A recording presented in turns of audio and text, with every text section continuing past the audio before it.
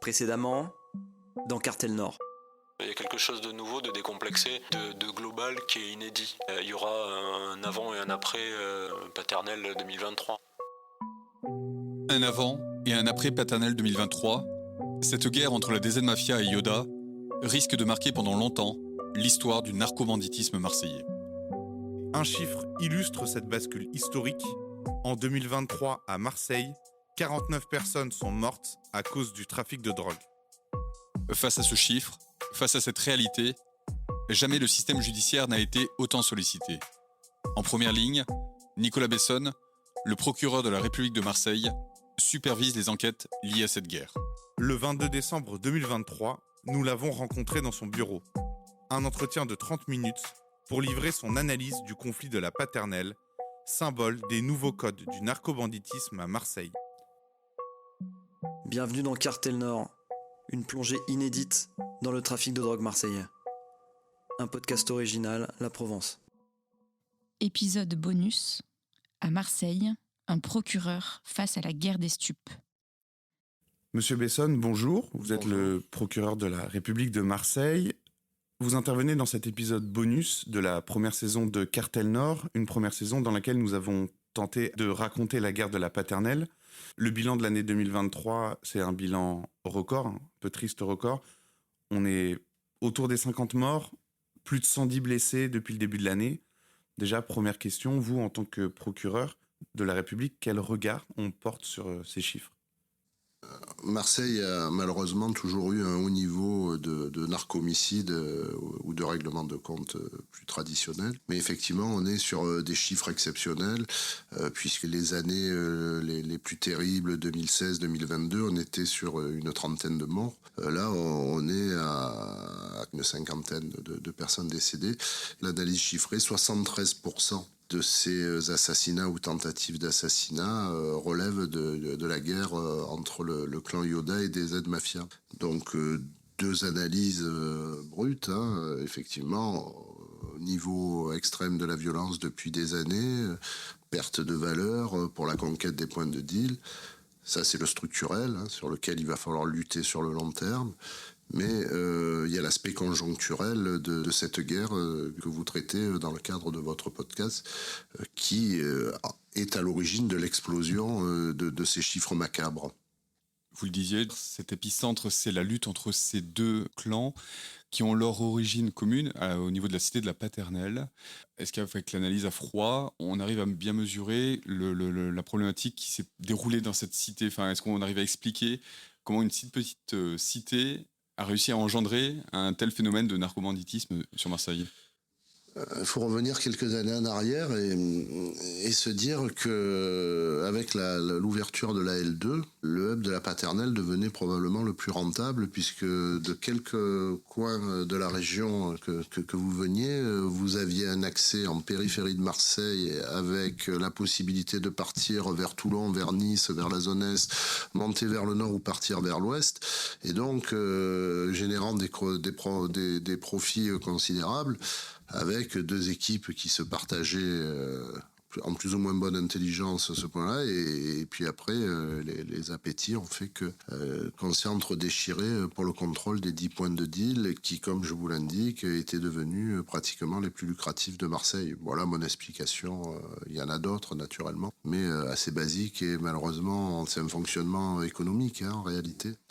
Dans l'épisode 6, le commissaire Frison, il nous a expliqué que cette guerre de la Paternelle, en fait, elle est un peu née d'un plan de ce qu'il appelle, lui, une coupole qui a donné la DZ Mafia, de certains narcotrafiquants qui se sont un peu réunis dans un projet plus global, d'un peu prendre le contrôle de Marseille. Est-ce que c'était pas possible d'anticiper ? Est-ce qu'il y a des moyens d'anticiper et d'intervenir peut-être avant ?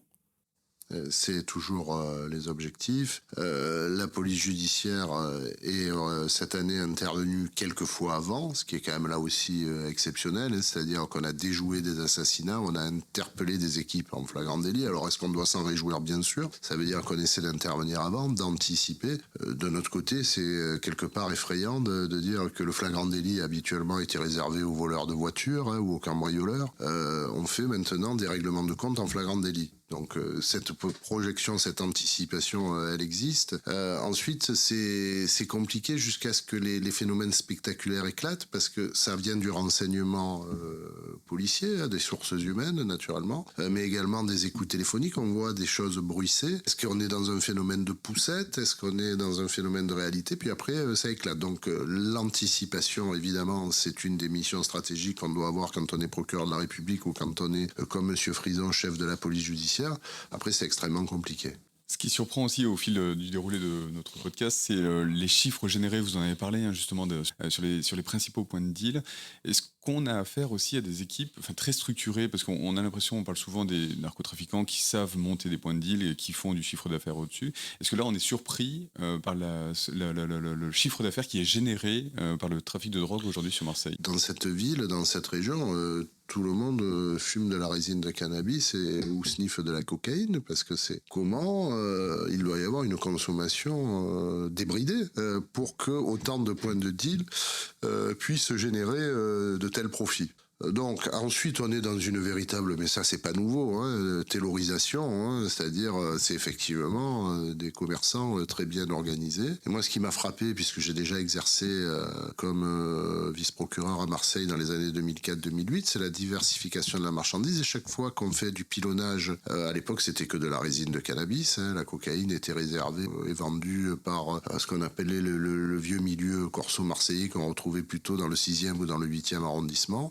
Alors cela, tant mieux, parce que j'ai aucun respect pour ces gens-là non plus. Ils ont totalement disparu, ils ont été emportés par cette vague du narcotrafic.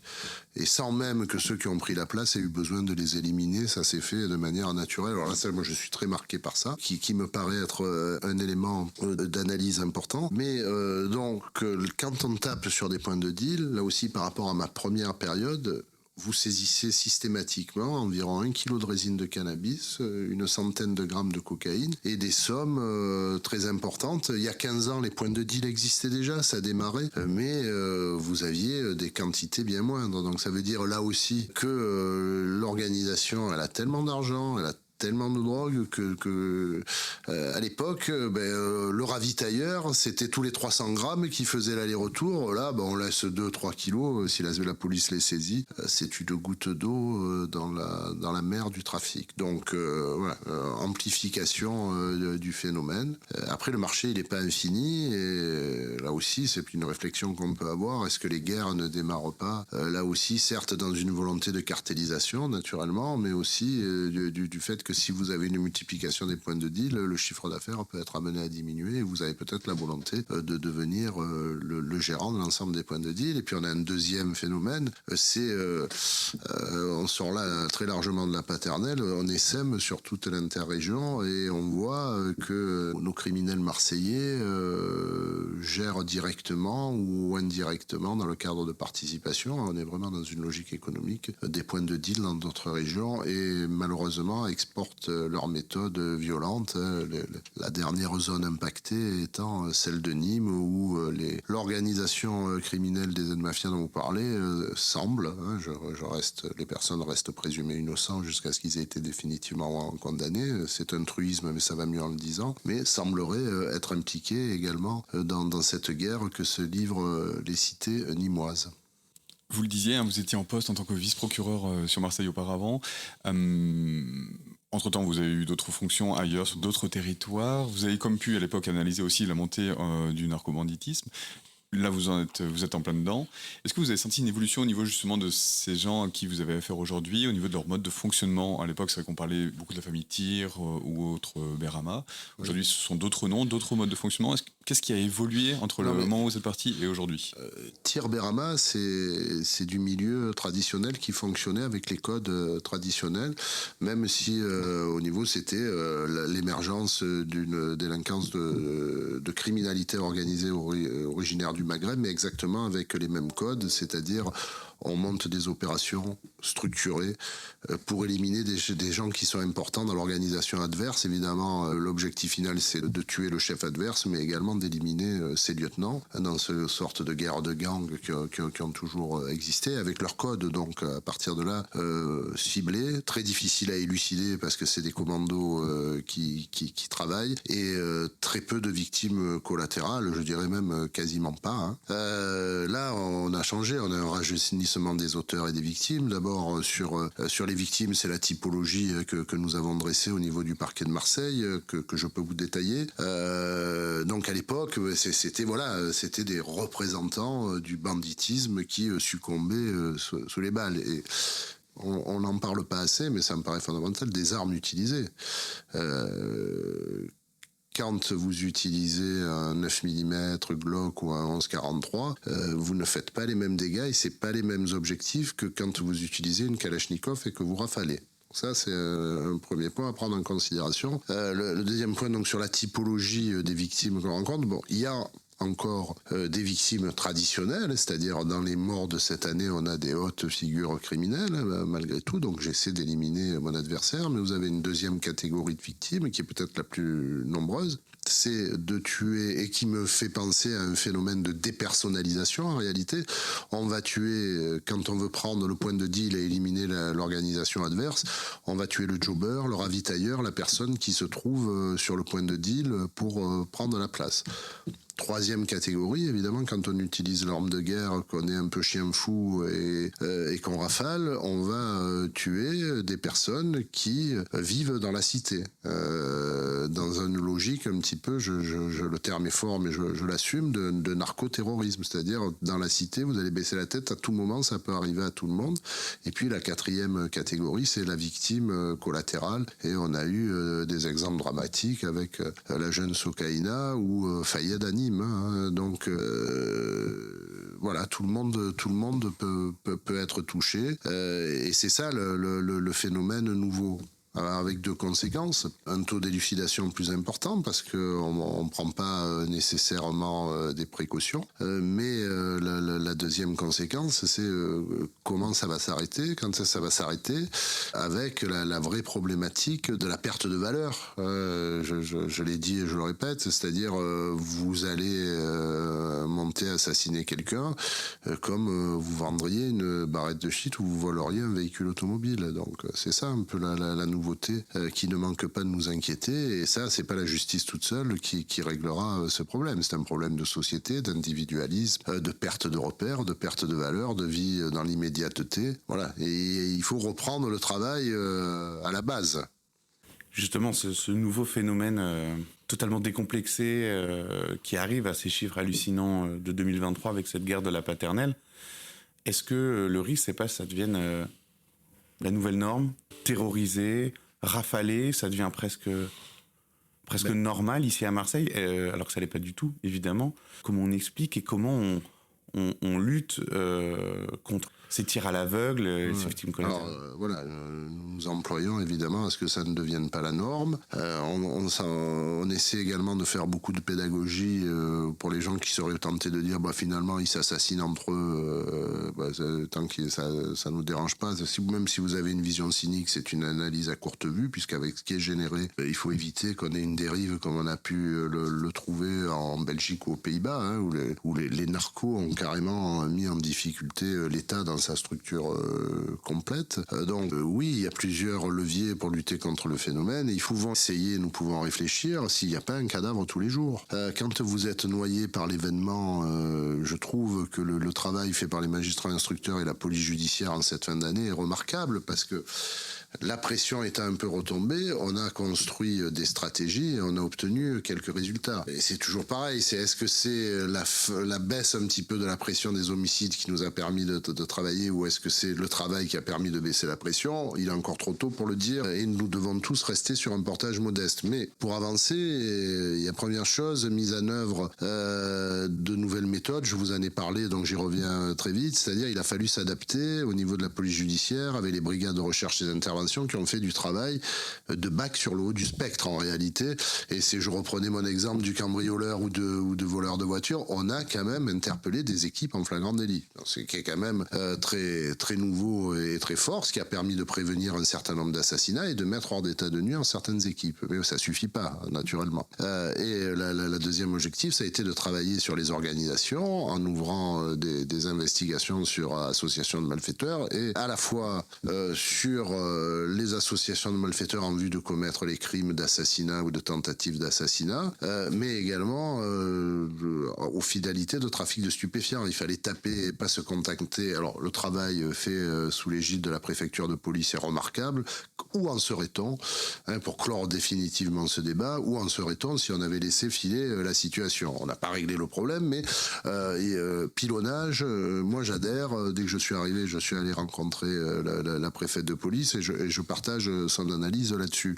Mais au-delà de ça, donc on va essayer, et cet automne, donc on a séquencé à la fois des arrestations d'équipes de tueurs et on a séquencé également des arrestations, non pas simplement de personnes qui se trouvent sur le point de deal, mais d'organisations. Et j'ai donné les chiffres, ils sont quand même relativement impressionnants, puisqu'entre plus de 75 écrous, les placements sous contrôle judiciaire, 90 personnes ont été mises hors d'état de nuire, ne serait que sur cette séquence et que sur ce conflit-là. Donc c'est particulièrement intéressant et j'ose espérer que ça a eu quand même quelques effets sur le principe de faire retomber la pression. Ça ne suffit pas.